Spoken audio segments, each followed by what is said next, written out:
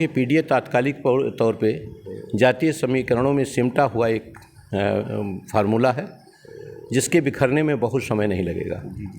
और अगर आप उसको देखोगे तो उसी फार्मूले के तले बाप बेटे को टिकट, बाप बेटी को टिकट दिया जाना ये प्रदर्शित करता है कि दूसरे वर्ग के पीडीए के दूसरे संवर्ग के लोगों को टिकट क्यों नहीं दिया गया।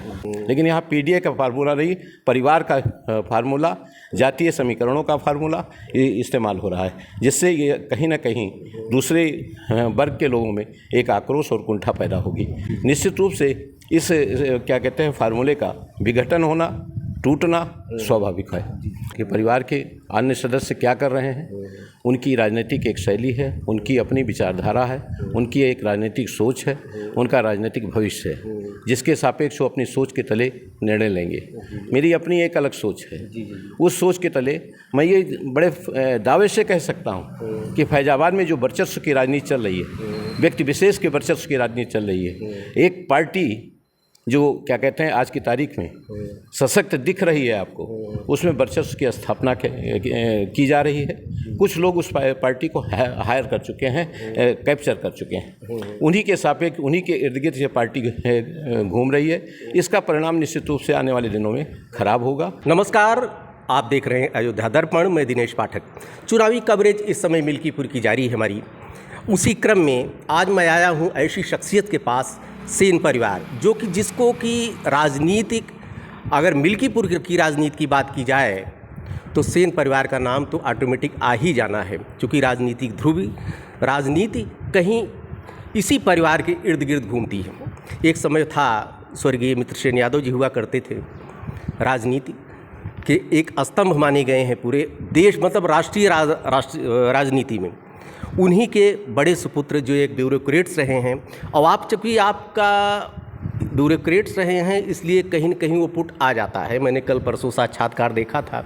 आपके अंदर कुछ भी हो जाए, एक बायस होकर बात नहीं कर सकते हैं, एक लकीर का फ़कीर होकर बात नहीं कर सकते हैं। आप बातों को एक विश्लेषणात्मक तरीके से आप रखते हैं, उससे मैं प्रभावित होकर आया। सर, अयोध्या दर्पण में स्वागत है आपका। बहुत बहुत धन्यवाद आपको जी। सर, एक चीज़, सबसे पहला प्रश्न, इस प्रश्न का उत्तर ब्यूरोक्रेट ही दे सकता है। आम चुनाव और उपचुनाव, इन दोनों में अंतर क्या है? देखिए, आम चुनाव और उपचुनाव में बहुत अंतर है जी। उसमें जब आम चुनाव होता है जी, हर नेता, हर कैंडिडेट, हर पार्टी अपने चुनाव में बिजी होता है, अपने क्षेत्र में बिजी होता है, वो दूसरी जगह जा कर के अपना योगदान नहीं दे सकता। उपचुनाव कुछ गिने चुने होते हैं, जिसमें पार्टियां अपनी पूरी ताकत, आर्थिक, राजनीतिक, जातीय, जो भी ताकतें उनके पास होती हैं, उनको सबको इस्तेमाल करते हैं। अगर वो सत्तासीन पार्टी है तो सत्ता के जो प्रशासनिक शक्ति है उसका भी इस्तेमाल करती है। इन दशाओं में और सारे प्रदेश भर के मंत्रियों को, प्रदेश भर के नेताओं को सभी पार्टियां वहाँ समायोजित करती हैं, ले जा कर के उनसे प्रचार कराती हैं। लिहाजा वो चुनाव कठिन और सघन होता है उपचुनाव। उसी के साथ जो उपचुनाव है वो कहीं ना कहीं सत्ता पक्ष के सापेक्ष कहीं दिखता है और उसमें प्रशासनिक शक्तियों का इस्तेमाल होता है। प्रशासनिक शक्तियों का इस्तेमाल होता है। सर, ये कहीं न कहीं आपकी एक पीड़ा बोल रही है, क्योंकि पहले आप प्रशासनिक अधिकारी रहे हैं, मतलब आप पुलिस के एक आईजी कह रहे हैं सर, डीआईजी के पद से आप सेवानिवृत्त हुए हैं। वही हमने कहा ना कि असली बात आपने बताया। सर, एक चीज़ बताएं कि ये उपचुनाव पीडीए का फार्मूला तो पिछली बार खूब चला। क्या आपको लगता है कि इस चुनाव में, हालांकि बहुत कम आप विश्वास है उदेश प्रसाद जी को कि हम 50,000 के मत से जीतेंगे, 10 सीट जीत लेंगे, क्या आपको लगता है कि पीडीए का फार्मूला इस उपचुनाव में, जैसे कि आपने बता दिया कि आम चुनाव और बेसिक चुनाव में डिफरेंस होता है, तो किस तरह से आम चुनाव से ये पीडीए का फार्मूला इसमें कैसे लागू होगा? जहाँ तक मेरी अपनी अवधारणा है पीडीए के संदर्भ में, मैं ये मानता हूँ कि पीडीए तात्कालिक तौर पे जातीय समीकरणों में सिमटा हुआ एक फार्मूला है, जिसके बिखरने में बहुत समय नहीं लगेगा। और अगर आप उसको देखोगे तो उसी फार्मूले के तले बाप बेटे को टिकट, बाप बेटी को टिकट दिया जाना ये प्रदर्शित करता है कि दूसरे वर्ग के, पीडीए के दूसरे संवर्ग के लोगों को टिकट क्यों नहीं दिया गया। अगर आप पीडीए पे विश्वास करते हैं तो आपको उस पीडीए की आजमाइश करनी चाहिए थी, दूसरे वर्ग के लोगों को ला करके, जिन्होंने वोट किया है, दूसरे वर्ग के लोगों को ला करके अगर आप कैंडिडेट के रूप में देते तो निश्चित रूप से ये होता कि हाँ कि पीडीए का फार्मूला इस्तेमाल हो रहा है। लेकिन यहाँ पीडीए का फार्मूला नहीं, परिवार का फार्मूला, जातीय समीकरणों का फार्मूला ये इस्तेमाल हो रहा है, जिससे ये कहीं ना कहीं दूसरे वर्ग के लोगों में एक आक्रोश और कुंठा पैदा होगी। निश्चित रूप से इस क्या कहते हैं फार्मूले का विघटन होना, टूटना स्वाभाविक है। तो मैं मानता हूँ कि निश्चित रूप से पीडीए का फार्मूला न तो सामान्य चुनाव में लागू होगा और ना ही वो, ये एक जातीय समीकरणों का एक सिमटा हुआ स्वरूप है जो तात्कालिक तौर पे संविधान के सुरक्षा के सापेक्ष और जातीय समीकरणों में सिमट करके रह जाएगा। और हुआ है मतलब गठन जो हुआ है, जो वोटिंग हुई उसी के सापेक्ष हुई, लेकिन भविष्य में ऐसा होगा ये नहीं कहा जा सकता। इसकी कोई गारंटी नहीं है सर। एक चीज़ और थोड़ा सा आपसे जानना चाहेंगे, अगर थोड़ा गणित समझा जाए तो पिछली जो लोकसभा का भी चुनाव हुआ उसमें लीडिंग जो थी अवधेश प्रसाद जी की, जो सपा कैंडिडेट की, और जबकि ये रिजर्व सीट है 7,800 वोटों से थी। उस समय बीएसपी डेड थी, बीएसपी ने का कोई बहुत ज़्यादा रोल नहीं था। अब की बार बीएसपी कैंडिडेट भी उतर रहा है। सपा से जब से अजीत प्रसाद को टिकट मिला है तब से सूरज चौधरी भी शायद कल परसों भी प्रेस कॉन्फ्रेंस करेंगे, वो भी भीम आर्मी की तरफ से वो भी आ रहे हैं। तो इस स्थिति में क्या आपको चुनावी परिदृश्य क्या नज़र आता है? देखिए, जहाँ तक मिल्कीपुर के वोटरों का सवाल है, मिल्कीपुर का वोटर एक समझदार वोटर रहा है। और मैं 1977 से लेकर के 2015 तक की बात करता हूँ, जब बाबूजी की हमारे बीच में थे, उनकी जो राजनीति थी उसमें मिल्कीपुर के वोटरों ने कभी पार्टी को वोट नहीं दिया, व्यक्ति विशेष को वोट दिया। और आज भी उनके अंदर कहीं ना कहीं बाबूजी की आत्मा, बाबूजी की कार्यशैली, बाबूजी का आचरण, बाबूजी की राजनीति उनके बीच में जिंदा है। वो आज तात्कालिक तौर पे किसी जातीय बहाव में, समीकरणों के बहाव में जा सकते हैं, लेकिन मैं बड़े दावे से कह रहा हूँ कि मिल्कीपुर की जनता हमेशा क्या कहते हैं बदलाव में विश्वास करती है, अच्छे व्यक्ति को चुनने की कहीं कोशिश करेगी। पार्टी विशेष के सापेक्ष जो आज की तारीख में एक बहाव है, जातीयता का एक जो बहाव है, उसमें कहीं कहीं हरास पैदा होगा और कमी आएगी, और इस चुनाव का परिणाम जो लोग अपेक्षा कर रहे हैं उसके विपरीत होगा। उसके विपरीत होगा। एक चीज़ और, अभी रास्ते में मैं आ रहा था तो कुछ लोग से मैंने बात किया तो उन्होंने कहा कि, हमने कहा भैया किधर आप लोगों का रुख है?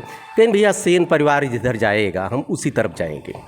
सेन परिवार से तात्पर्य आपके परिवार से था, लेकिन मैंने एक चीज़ उनसे फिर प्रश्न किया कि सेन परिवार में अब बाबूजी तो हैं नहीं, उनके 2 बच्चे हैं, अभी राजनीति में आए हैं, बड़े भाई भैया, और छोटे जो हैं पहले से राजनीति में हैं। तो आप किस तरफ सेन परिवार की तरफ जाएंगे? तो इसलिए आपका रुख क्या है ये जनता जानना चाहती है। देखिए, मेरा जहाँ तक अपना है, मैं एक स्वतंत्र राजनीतिक विचारधारा का इंसान हूँ। मैं ना जातीयता में विश्वास करता हूँ, ना पार्टी के सिंबल पे विश्वास करता हूँ। ये अलग चीज़ है कि आज की राजनीति धर्म के सापेक्ष, अर्थ के सापेक्ष, राजनीतिक पार्टी के सापेक्ष, सिंबल के सापेक्ष गिरवी बन चुकी है। इन परिस्थितियों में मैं ये बड़े दावे से कह रहा हूँ कि परिवार के अन्य सदस्य क्या कर रहे हैं, उनकी राजनीतिक एक शैली है, उनकी अपनी विचारधारा है, उनकी एक राजनीतिक सोच है, उनका राजनीतिक भविष्य है, जिसके सापेक्ष वो अपनी सोच के तले निर्णय लेंगे। मेरी अपनी एक अलग सोच है।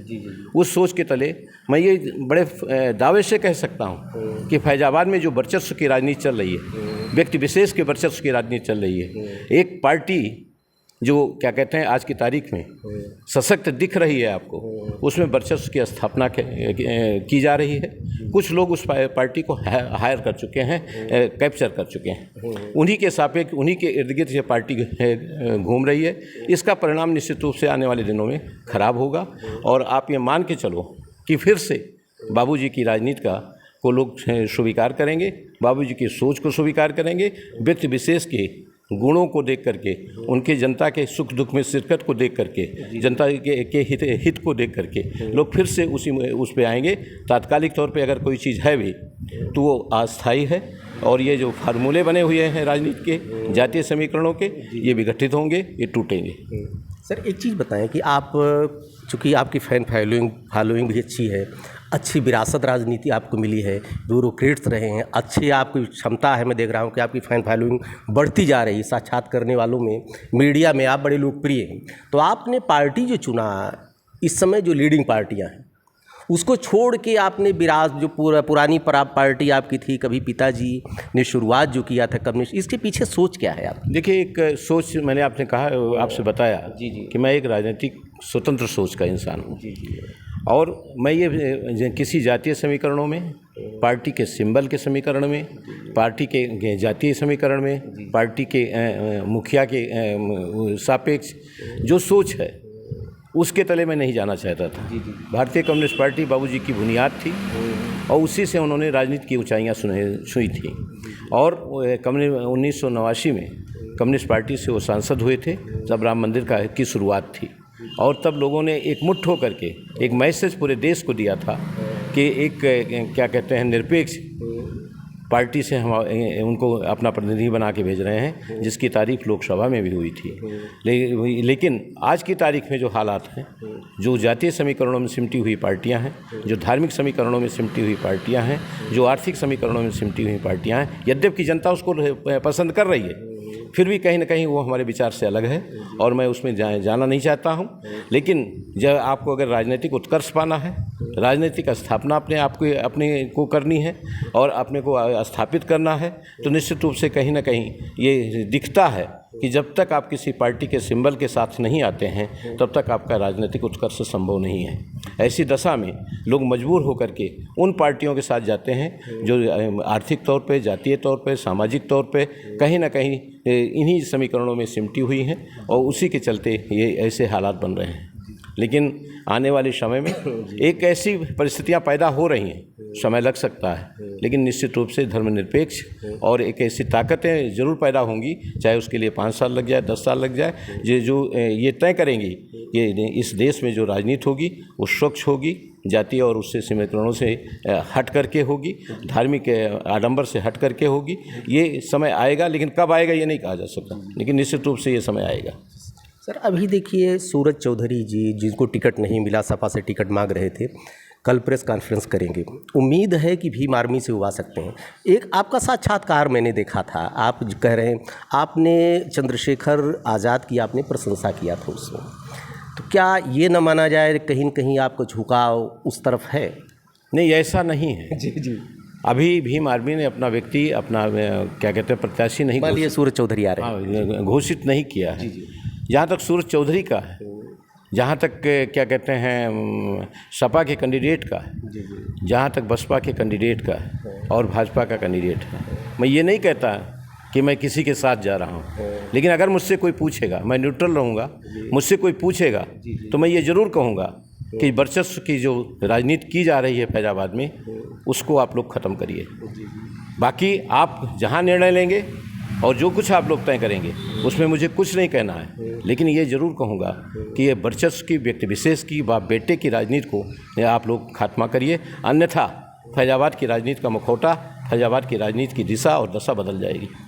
भदरसा कांड जो भी ज्वलंत यहाँ पे हुआ है भदरसा में, क्या उपचुनाव पे को आप कैसे देखते हैं, क्या उसका असर पड़ेगा? जो बहुत बायस्ड लोग हैं उनके सापेक्ष तो मैं कुछ नहीं बोलता हूँ, लेकिन ये आपका चुनाव जो मिल्कीपुर का उपचुनाव है, ये जातीय समीकरणों में सिमटा हुआ है। ये हाँ, वह आर्थिक समीकरणों में सिमटा हुआ है। दोनों जो आमने सामने होंगे, जिनमें आप लड़ाई देख रहे हैं, जो दोनों पार्टियां आर्थिक तौर पे बहुत मजबूत हैं और BMW वाले लोग आज की तारीख में आकर के चुनाव लड़ रहे हैं, यद्यपि उनकी BMW क्षेत्र में नहीं दिखाई पड़ती, लखनऊ में है, लेकिन वो BMW और क्या कहते हैं RD से चलने वाले लोग फैजाबाद मिल्कीपुर के उपचुनाव में चुनाव लड़ने जा रहे हैं। और निश्चित रूप से आर्थिक शक्ति, प्रशासनिक शक्ति, जातीय समीकरण, तमाम तरह की चीज़ें और जितनी शक्ति होगी महाराष्ट्र से लेकर के दिल्ली तक की, वो शक्ति दोनों पार्टियां अपनी अपनी लगाएंगी। दोनों पार्टियां सर 2007 चूँकि देखिए मिल्कीपुर तो जब तक रिजर्व सीट है तब तक भविष्य के बारे में कुछ अभी कहा नहीं जा सकता, क्योंकि रिजर्व ही है, जैसा कि आपने बताया था। सर 2027 के चुनाव का जो विधानसभा का चुनाव है, क्या इसको सेमीफाइनल माना जा सकता है? बिल्कुल नहीं। मेरे विचार से ना तो सेमीफाइनल है, क्योंकि जो ताकतें जो परिस्थितियां, जो हालात, जो सारे राजनीतिक समीकरण, जो जातीय समीकरण आज की तारीख में है, ये 2027 तक बना रहेगा ऐसा नहीं कहा जा सकता। तो इसको सेमीफाइनल अगर कोई मानता है तो उसकी भूल है। ये सेमीफाइनल नहीं है, बल्कि ये वर्चस्व की लड़ाई है, ये दो पार्टियों के वर्चस्व की लड़ाई है। और ये निश्चित रूप से आप ये मान लीजिए कि जो यहाँ से सांसद के रूप में चुन करके गए हैं, मिल्कीपुर की जनता ने जिनको 7700 की लीड दिया है, उसी मिल्कीपुर की जनता ने मिल्कीपुर ब्लॉक में और खंडासा ब्लॉक में उनको हराया है। और मात्र 50,000 लीड की कैसे उम्मीद कर रहे हैं? गलत उम्मीद है जी। मैं 1970 से कक्षा 8 में था और 70 से लेकर के मतलब आज तक की राजनीति देख रहा हूँ। मिल्कीपुर में आज तक किसी ने 50,000 की लीड नहीं पाई है। ठीक है, जब सारे समीकरण एक थे, जब केवल बैकवर्ड और फॉरवर्ड की लड़ाई हुआ करती थी, तब भी एससी बैकवर्ड अल्पसंख्यक एक साथ हुआ करता था और फॉरवर्ड अलग हुआ करता था। उसके बावजूद भी किसी ने 50,000 की लीड नहीं पाई है। तो 50,000 की लीड तो ख्वाब है और निश्चित रूप से चुनाव का यहाँ परिणाम 10-15 हज़ार वोटों के बीच में होगा। जी सर, एक ब्यूरोक्रेट रहे हैं और आप चूँकि कहीं न कहीं वो असर दिख रहा है। असर इसलिए दिख रहा है कि जो भी प्रशासनिक अधिकारी रहा हो, बाद में राजनीतिक में आएगा, वो बायस्ड होकर कोई बात नहीं कर सकता। वो किसी भी चीज़ को बड़े सूक्ष्म तरीके से देखेंगे। इसलिए आपका कहना है कि 2027 का चुनाव ये कदापि न माना जाए कि उसका सेमीफाइनल है। ये शुद्ध रूप से धर्म से, जाति से कि राजनीति में जकड़ा हुआ चुनाव है। इस चुनाव पूरा बाहुबल पे होगा। सत्ता पक्ष और विपक्ष दोनों लोग अपना तर्कश लगाएंगे। देखिए ऊँट किस करवट बैठता है। सर, अयोध्या दर्पण से बात की सर। बहुत बहुत धन्यवाद आपको। Thank you.